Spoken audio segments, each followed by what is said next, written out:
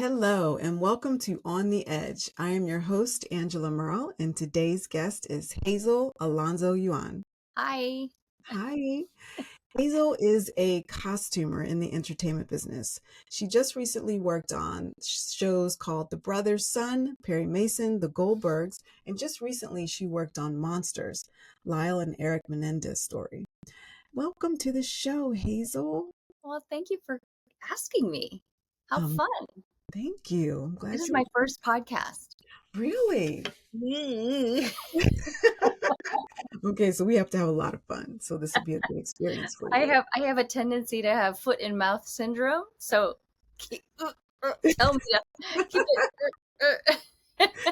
It's okay. And I'm human. I stumble over my words. We're Okay. all human. Nobody's perfect. Yeah. Okay, so you were working on Monsters, the Lyle and Eric Menendez story. What was that like? Well, I've never done a Ryan Murphy show, and Hmm. they are a beast.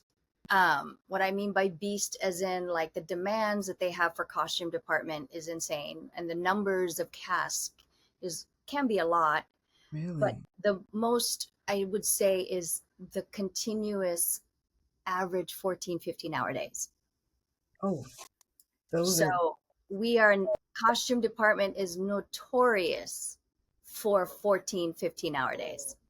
nice. So yeah, I wonder sometimes, like, okay, someone's keeping me alive for sure, because Mm-hmm. those are really tough, you know, hours on a daily for people. Gotcha. Now, Yeah. as a costumer, you have to get there most days before the cast does, right? Yes, we have to get there to prep all their, not all their rooms, but majority the first person. We're usually in like 3 clicks in before, so like Mm-hmm. point 18 out 18 minutes. Mm-hmm. Yeah, if you're doing trailer. Okay. So you're setting the rooms, you're making making sure the clothes are the right clothes for the day, for the Mm-hmm. scene, whatever.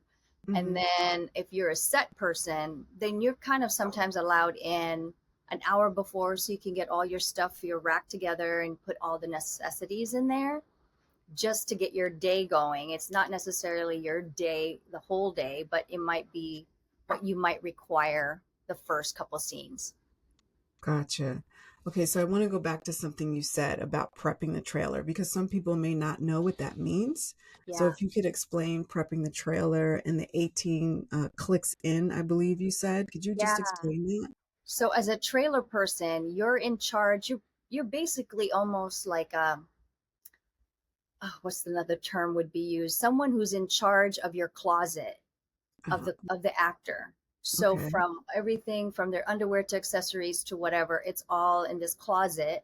And the Mm-hmm. designer will either have it for you the day before, sometimes it's on the day of, and you have to get it ready, prepped, steamed, whatever, Mm-hmm. and then have in their room hopefully before they get there. Mm-hmm. Doesn't always happen because sometimes we don't get a lot of time. The point 18 minutes is the clicks, the 3 clicks that we go in increments of 6 throughout Okay. the hour. And usually they'll let us in point 3 before the first actor. Okay. And then, you know, we keep going. Gotcha. Rinse, recycle, repeat. Okay. This is kind of, I don't know, not weird, but you mentioned underwear. Sometimes you provide undergarments for the actors as well. Yeah. Well, especially since some clothes may be period. In this case, the monster show technically is a period now since it was the Mhm. 80s. So if in case we might see an underwear, it has to be correct for that time. And then if you're doing like a period in 1930s, Mhm. 1950s, they didn't have bras that we have, like underwires, so the boob has to look natural. Right. um the undershirts need to be the proper undershirts that of Mhm. that time, even the as basic as a tank top for a man, Wow. evolved through the years. So Right. if a man is just showing his tank top, it looked different in the 20s. Mhm. Mhm. Yeah. So you mentioned a period piece. That was actually one of my questions. How do you prep for a period piece, and where do you get the clothes? Because They Well, can't be readily available. well, luckily for us, there is houses that hold these things. Like Western Costume is a big one, but Mm-hmm. there's other places like Fox Studio. Sony has their own, and we basically, the designer, because I also belong to the 892, which is the Designers Guild. I was a Mm-hmm. designer first before I Oh. decided I don't want to do that anymore. Um, I just wanted a job 9 to 5 so that I could go home and shut it down, Mm-hmm. because a designer doesn't shut it down until Really? the show is done. She is in constant thinking for the whole production. And so I came to terms with that.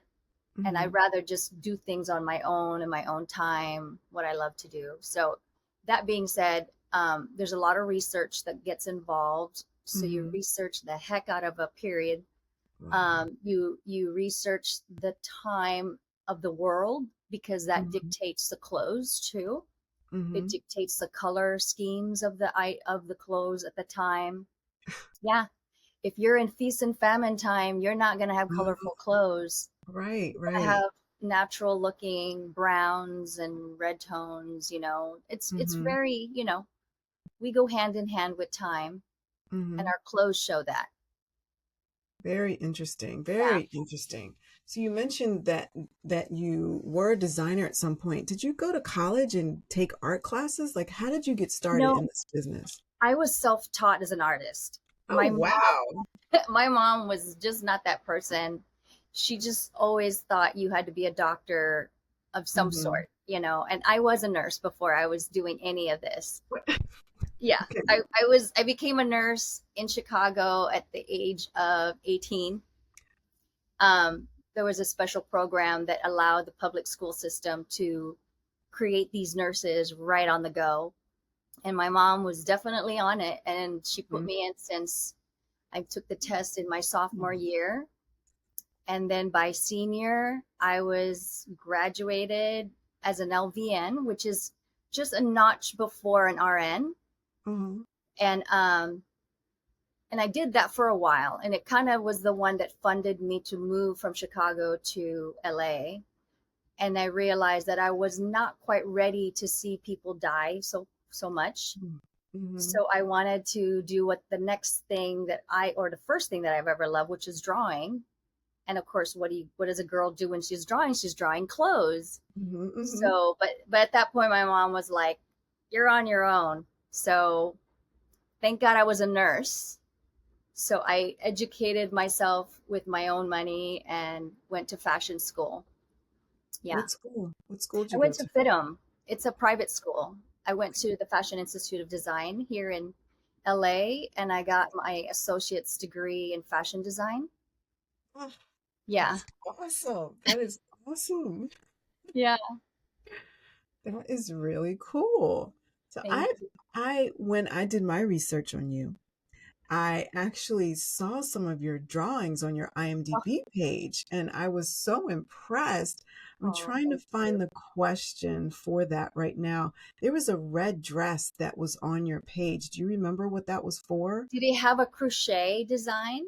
I think so. Yes. That It was a was a dress that I made for a fashion show on Mhm. my third year at FITM. We did a fashion show, and I was given a scholarship from Guest, and I did the third year, and I did my first debut, and I did sort of an homage to a designer creator back in the 20s called Erte.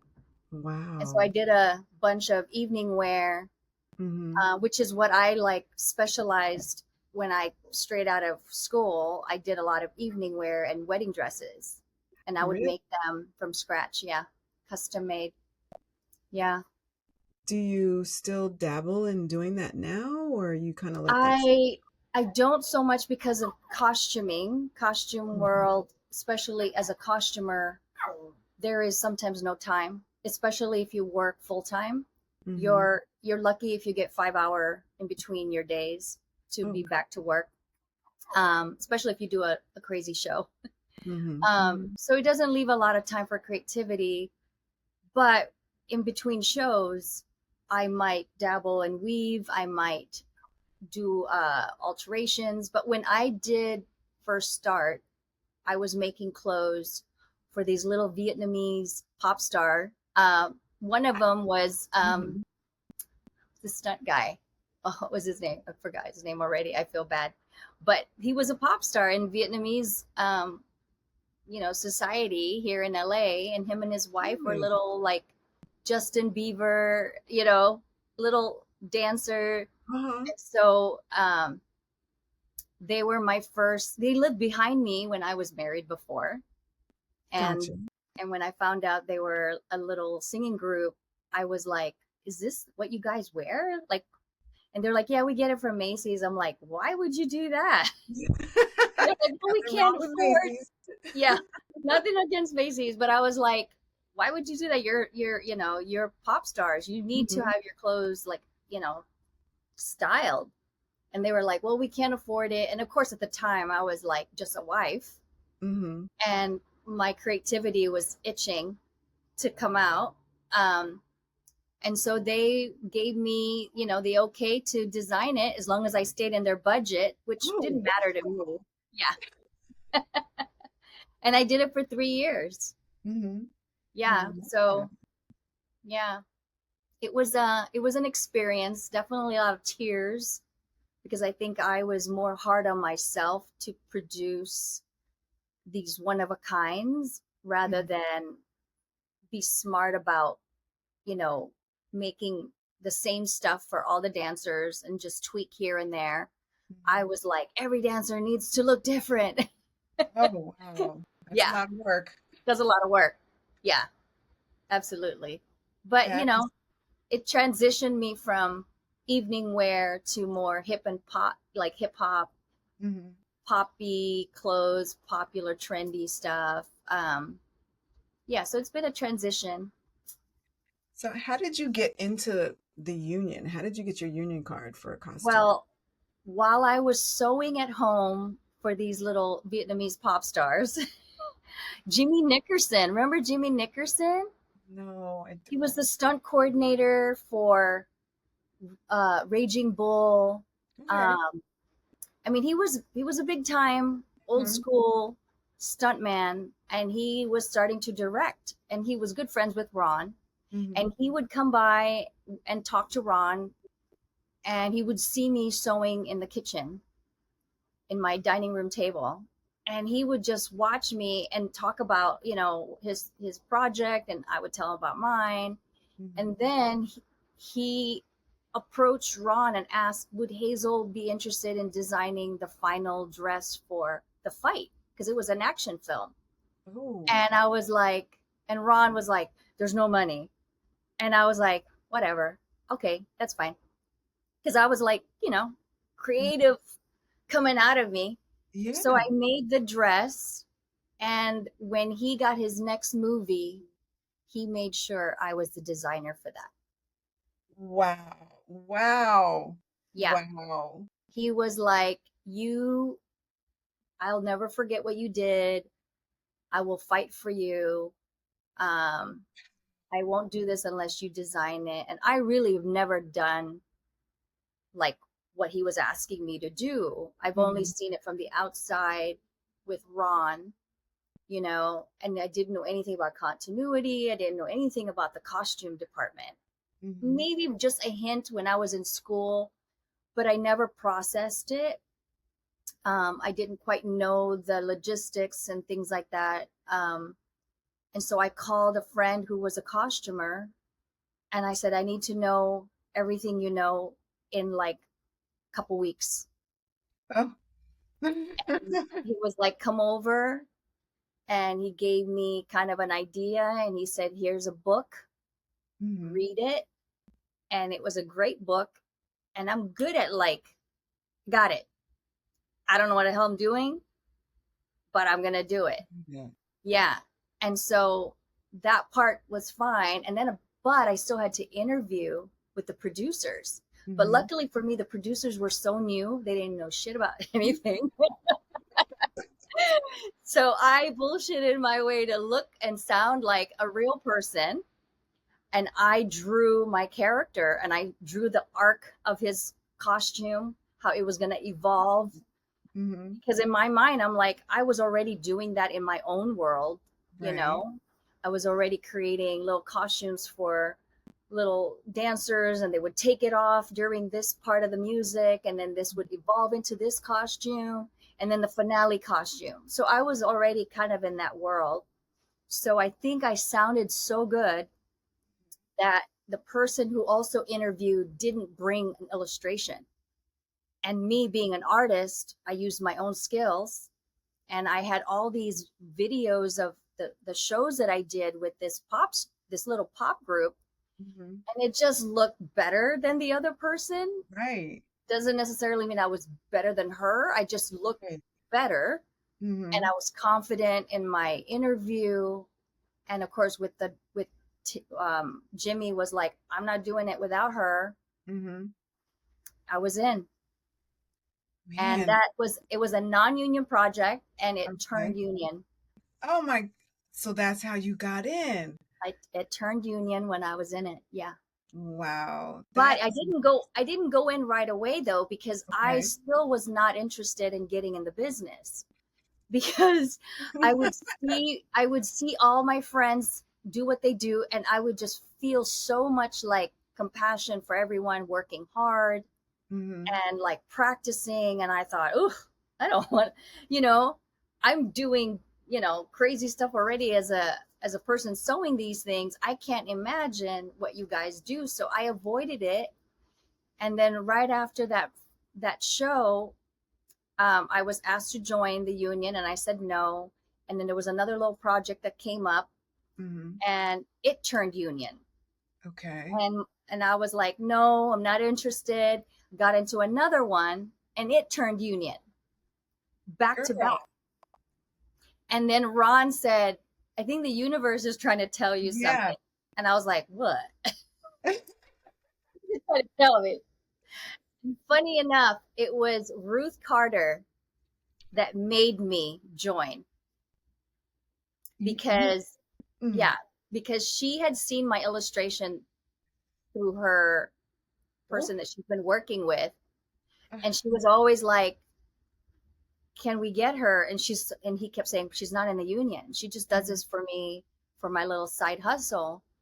And then when she found out that I had the opportunity to go union, she offered to work on her project, and I was like, what? Come And on. so at that point, I was like, but this was just to be an illustrator, but it was Okay. the same union as the designers. So then I decided, all right, well, let me just join as a designer, and I get to be whatever I want to be when I grow Mhm. up under Mhm. them. So I joined the Costume Designers Guild and took a job with Ruth. Okay. So we have to back up for just a second. Yeah. You've mentioned Ron in the past. Ron is Yes. your Ex husband. okay. Yes. All right. So we did that. We cleared that up because people Yes. don't know. Now, Ruth Carter, as people in the industry know, she is a legend. She's a legend. Okay. Yeah. She's done a lot of Spike Lee movies. And please explain what that experience was working with the legend Ruth Carter. Well, you Oh know my, what, Ruth is actually like kind of like a very approachable person. When I first worked with her, it was not quite the film yet. It was for a commercial. okay. And I was like, okay, she offered to work with me. And so I was like, all right, I'll work commercial. And I was her assistant designer, not union at all. And we finished it, and then afterwards she was like, I need, would you be my illustrator? And it was for a show with Eddie Murphy. And I was like, oh, okay, sure. So Yeah, nonchalant. Okay. yeah, whatever. So to me, I wasn't even looking at the costume designer like level. I was Hmm. just like, yeah, okay, I could be an illustrator. And still not understanding what I was getting into, like the Hmm. industry. I think I was just one of those people that have to be pushed. I literally have to be pushed into something. Things have to hit me in the head. Um, and once I it was really fascinating because I got to see the pre-production of a costume world where they're creating Okay. the character and they haven't quite started Hmm. designing for the character, and I got to see how we would tweak the clothes. But I was also a designer in mine, and I was also construction, like I knew construction in my head, how to make clothes. So Okay. if she told me to make something a certain way, I would question her and go, how do you plan to make this? Because in order to make this, you would have to create. So I would create a line so that the person making it would understand there's a seam right there, Oh, which a lot of people don't even think about when they're right. illustrating. They're Well, not thinking about how will this be constructed. obviously, I know nothing about that part, but the fact that the level of detail that you have to have with there has to be a seam here and a seam there to make the garment functional, is that what you're Yeah, saying? to make it functional. But usually the illustrator doesn't really have to have that knowledge because Mhm. what she will do, the designer, is she'll take it to her construction worker that Okay. makes the clothes, and she will break it down and she will create the seams and she will explain to her what is it you're trying to achieve and how should we tweak it. I was already kind of doing that beforehand. Okay. Yeah. There's so many different areas that I did not know that went into a film for an actor's clothing. I mean, Yeah. the illustrator, the designer, the construction, the seamstress, and It's then big. Yeah. it's wow. And then within costuming, you've got key costumer, trailer cost, or what would you call Yeah. the different sections? Like key costumer, Yeah. trailer, wardrobe. Like, what is all of that? Can you explain that? So you have the designer, which is up Okay. top, and then you Hmm. have below her her assistant designer. Okay. And then if she has the budget, she can have an illustrator, which is, Hmm. just kind of in their own world. And then it goes into a different union, which is the 705. Okay. And the 705 will have a supervisor, which is our boss. Hmm. And then underneath her will be pretty much a lot of branches. You have the people that construct the clothes, that's one branch. You have the people that are the trailer set people, which is the final, I would say, the last bit of defense for the designer to make sure that it's executed properly.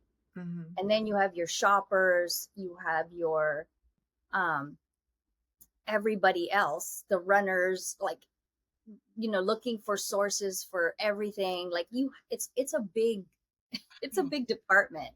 Sometimes we never even see each other. Sometimes a lot of the set people will never know who is in the office because they just stay in that world. Hmm. Yeah, it's huge. That is very huge. And the shoppers are running all over the place. And then you've Yeah. got people that only work with the principal actors on set. Yeah, I know Yes. you've done that. What actors have you worked with, had the opportunity to dress? Well, I would say one of the first ones that I worked with was Michael Jai White. Oh my My God. first union movie that I designed, Blood and Bone, and then right after that, I went to Ray Donovan. Mm-hmm. So I worked with the people of Ray Donovan, and then right after Ray, I went to Scandal. Oh my God. Yeah. So I took care of Kerry Washington, and Oh, I did that for a couple years or a few years. okay. And then from that, that's when I started branching into the Goldbergs. And then eventually, because I had a tendency to stay back in the day, we had shows that would go for 9 months at a time. And so you kind of stayed in your bubble and you didn't know who was out there in the world because you came back to your bubble. And so until I started working shorter shows, then I was able to really see more people, meet more people. Mm-hmm. And the way we get our work is through networking. Right. That's where our money is. And it's really, you're as good as your last job. Mm-hmm. And, your reputation go far. And Right. it's kept me working. Now, you have been, as I mentioned, you have been a key costumer a wardrobe supervisor, designer. You've gotten so much experience in this business in the different levels and the different departments. Would you say that's fair to say? Well, I'm kind of a jack of all trade anyway. So Hmm. I would say when I first started, I didn't understand that you could have a supervisor. So I supervised myself. Okay. And then when I finally did understand that I could hire one, there was some issues in finding a good one. So I still supervised it myself, Hmm. still having someone working with me, but I was still in charge. Um, and then, of course, when I did a lot of those, Vietnamese pop shows, I was the construction worker, I was the designer, I was the shopper, and I was the set person. Right. And dressing them, quick change, Hmm. and then wrapping it all up, returning it. So I was shopper, I was everyone. My So, goodness. and I kind of, you know, even in our industry, as you know, there's so many different kinds of genres. There's the sitcom world, there's the film, Hmm. there's TV, and then there's also fitness. Fitness is another monster. Right. And when I originally decided to, okay, maybe I this is meant for me, costume world, the first thing I did was I got into the fitness, you know, world, and Hmm. just worked with these two guys, producers, and they just kept me working. And then one day being with Ron and him being an actor and seeing all my friends come in and out in the industry, I got curious about the world they're in, and that's how that opened up for me. But it's always just kind of like, well, let me try this. Let me try that. Oh my Let goodness. me try this. And it just presented itself. You Yeah. have definitely blazed a trail for people that come after you. But I wanted to go back when you said you got into the fitness industry. I noticed on your IMDb page that you worked on Turbo Fire. Yes. Woo, that beach body workout. I have those tapes Oh, do and you? yes. That's a beast. Yes, it is. Yeah. What was it like to dress those women? Because these women work out They're like great. crazy. Yeah. They're great. I think they're not divas for sure. Hmm. And I used to work in music video as well as a assistant casting director back in the 90s. And Okay. those are divas. Everyone is a diva in there. Everyone thinks they're somebody. But Oh, in the wow. fitness world, it just seems like more a ma pa type of situation where this person is like the face of the product, Hmm. and then she hires the dancers or the group of people that are exercising with her, and they're technically almost like dancers mentality. They're all like Okay. group mentality. Uh-huh. um that was a whole different world because they sweat all the time, Right. and you have to maintain their look, and their sweat has to be consistent. Oh So I my, had to learn, like, get them wet right away. Like, wow. don't even wait to sweat them. Get their clothes Uh-huh. wet. They're gonna be wet anyway. Like, and and then of course, like Shalene, we always needed to try to. She always liked to make things a little different, so we would really construct already made clothes sometimes because we only had a short time. Hmm. I wouldn't get a lot of prep time. Once I got the job, I probably had less than a week to get everything for everybody.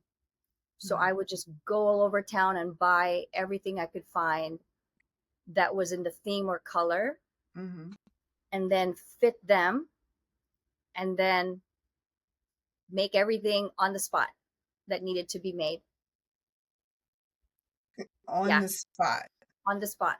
Because you get sometimes your people like on the day of, and they got to Right. go on stage. Yeah. Oh my goodness. That sounds stressful. Yeah, it is stressful, which is why I decided I don't want to be a designer. I rather Yeah. just clock in, clock out, and that's what a Mhm. costumer does. A costumer works by the hour. Uh-huh. They don't have to take home anything. They can have a life, um, technically, because Hmm. they don't have to think about tomorrow. Not as much. If you Okay. work principal costumer position, you do in a way because you have to think about, oh, they're gonna die tomorrow. Do I have this? Do I have that? You know. Hmm. meaning the actor, not. Right. I know. I understand. In the costume world, you do things, as you just mentioned, is the character going to die tomorrow? You do things to the wardrobe to make it look like it's actual blood or it's actual aged by, what is that process with the little sponge and something it's dressing? Yeah. Can you explain some of that to us, please? So obviously, when you read the script, you find out someone gets killed, and then maybe before they die, they go through a couple days of going through the woods or whatever, or they're tumbling and they're falling, so they're getting a lot of stuff before they die. And so you kind of have to break it down, the stages of their construction of their outfit. Like, are they the final stage of death?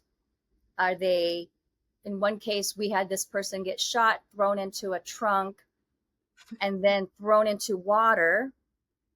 And then they still survived the water. So we had to have stage of where they first get shot, and then they had been saturated in blood, which helps that I used to be a nurse. So I'm like, okay, I know what that looks like. Uh-huh. Um, and then, of course, then when they get thrown in water, it gets saturated with, the water. So then Right. blood would look a little less, pretty. Okay. Um, and then you would have a dry version of it because they were walking for a while before they were discovered or whatever.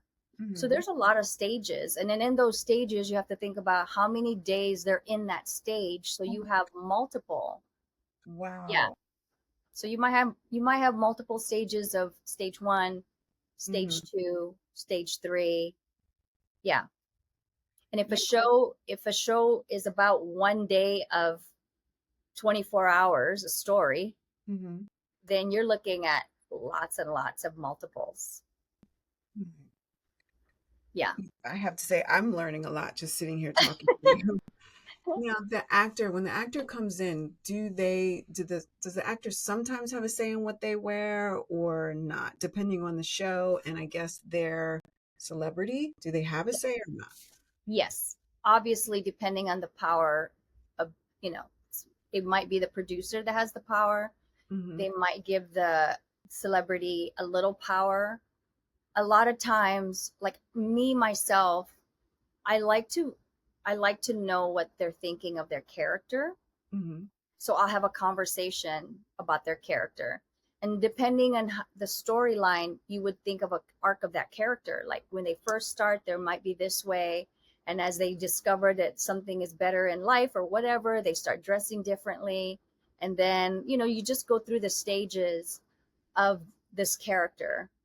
So you could care about them and as a person who's Hmm. trying to convey their own expression as an actor, or you could just say, nope, This is what we you're are wearing. doing it this way, this is how the producer wants it. um yeah, it just varies. And sometimes, you might be limited to a budget, so you don't have that kind of freedom to just come up with stuff. You Hmm. might just be limited, and you just explain that to them. Okay, this is our budget. We need to think of a clothes that's just going to fit the whole entire production. Hmm. Very So, interesting. yeah, What tips would you give an up and coming, I don't even know what branch to start with, somebody that wants to get into the business of costuming? What tips would you give to them? What would you recommend? I would say try to hone in on like what aspect they might like, because Mhm. there's so many things they can learn in that. If they just want to do trailer, and they like to be organized, Mhm. um, obviously there's a skill for that, making sure everything is on point and you're delegating the work that necessary. Um, a set person, you could be a background, you could be a principal. I would say if you're starting out, work in background, Okay. because sometimes they give you more creativity in background to dress people last second to look Mhm. a certain way. So you can actually be a little more of a designer and design a look for them, because you just have a lot of clothes and you're getting a big herd of people, and you're looking at them head to toe and see what character they might look good in and what Mhm. costume. So that might be a really good chance to get to know and have an eye for something. And then from there, you could also go into other fields, which is, principal is more specific. You're almost like a concierge. You're almost literally like a personal to someone. Mm-hmm. Um, and so besides that experience, learn the basics, learn how to sew a little button, um, mend a hole. But once you're in the union, there's certain things you can't do, even though you're efficient in so many things. It can't cross over to other jobs that belong to a different category. Goodness. So we kind of have to be careful with those things, but it doesn't hurt because you might be in a desert and there is no seamstress Mm-hmm. and their clothes just got ripped open. And this is the only costume, and your designer can't be reached because it's 1 o'clock in the morning. Oh my goodness.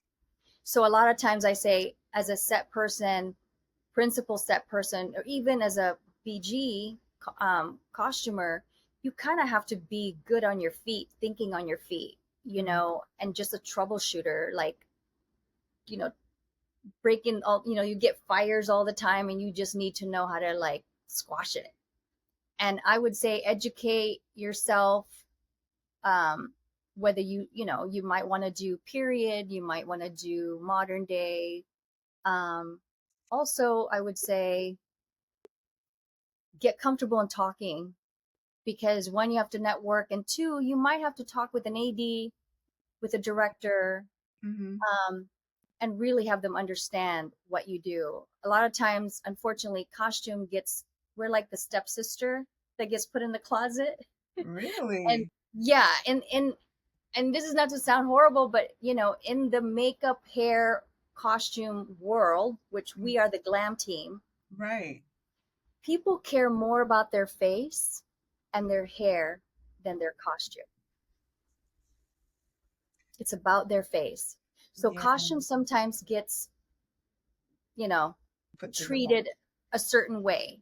Mm-hmm. Sometimes it's not important to some ADs, directors. You just have to be fluid. You Right. can't get offended.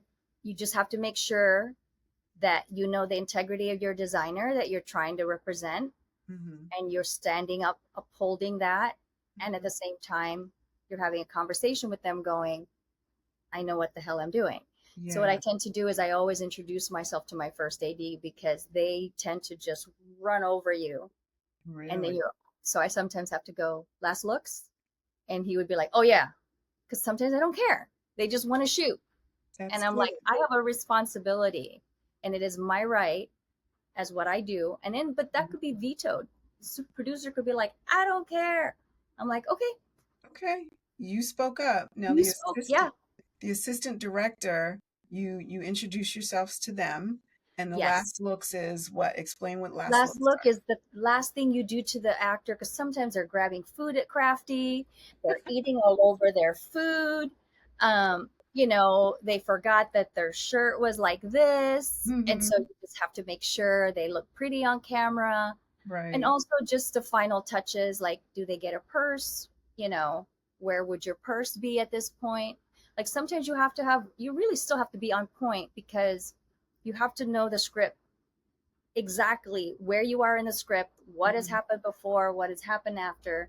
I'm not saying every costumer knows this, but this is why I work as many times as I do, because I'm always like, I'll argue with the actor and I'll be like, you didn't have that on your left hand. And Mm-hmm. that's really not my job. It's my script supervisor. Right. But if I know the actor and she's very specific, like Mm-hmm. Kerry Washington was very specific. Really? And so I would take a picture where she held it and we would argue about it. She's like, well, I went, no, I had it on my left hand. I go, well, here, I'll show her a clip. Mm-hmm. And she would be like, okay. And then she'll put it in her right hand. And that show was very fast moving, so you definitely had to be on point with that. Yeah. Wow. Okay, Yeah. so in closing, what would be your dream job as a costumer? Do you have one? It's funny. I am transitioning out of this industry to go back into healing of some sort, not necessarily nursing, but just in that field. Mm-hmm. And one of the things I casually said to someone, I've never done a Marvel show. I've never done, you Ah, know. And mm-hmm. then out of the blue, I get a call or I get a text from a supervisor of a Marvel show, and they're like, "We would like to interview you." And I was like, "Okay, but I'm not really looking for a full-time job." And then they talked me into it because it was a Marvel show. Yes. And I was like, "Okay, you heard me." Yes, the universe responded. Yeah. And so funny enough that even the designer said, "Well, maybe this will be your last hurrah. Uh-huh. So if you work with me, you can say you could check that off on your list." And I was just like, Yes. "Sweet of you." What show? So, What movie was it? well, I don't ask a lot of questions because it's not important to me, Okay. but I've been hearing it's the Spider-Man noir show. Wow. Yeah. I mean, if you're gonna go out, what a way to go out. And the 1930s, Oh, which is a period which is going to be awesome because I like yeah. totally love that era too. Mm-hmm. I've Mm-hmm. done a couple of those now with Perry Mason, and I worked I was a personal for Gillian Anderson when she did Mrs. Roosevelt for Mm-hmm. First Ladies. So, yeah, there's just some clothes you just love the way they're the silhouettes and all the hats and all the gloves and all Yes. the things we used to wear as part of our look. Nowadays we don't have any of that. No, it's No. just we're lucky if we have any of that. Yeah. It could just be a bra top. I know, exactly, Yeah. exactly. Yeah. Hazel, you have been a joy to spend time with. I've learned Oh, a thank you. lot. I wish you the best in your next endeavor in your healing profession of you're doing Reiki, I believe. Reiki. I've been doing Reiki since I got divorced, let's just say that. Hmm. Um, but I'm going into hypnotherapy. Okay. Yeah. Which is another healing field. I mean, you've been a nurse. You've done so much. I mean, Yeah. what a But life you've. it's all service oriented. It's Hmm. all about helping people feel good about themselves. Even as we do costume, we're like making sure you feel good presenting yourself. So Yeah. I say it's all connected, just Hmm. different aspects of it. I agree. I Yeah. am so proud of you, and I'm so happy Thank to call you you. my friend. Oh, I'm so glad we bumped into each other. Too. I It's am been too. so long. Yeah. Thank you so much for coming on the Well, Edge with Angela Merle.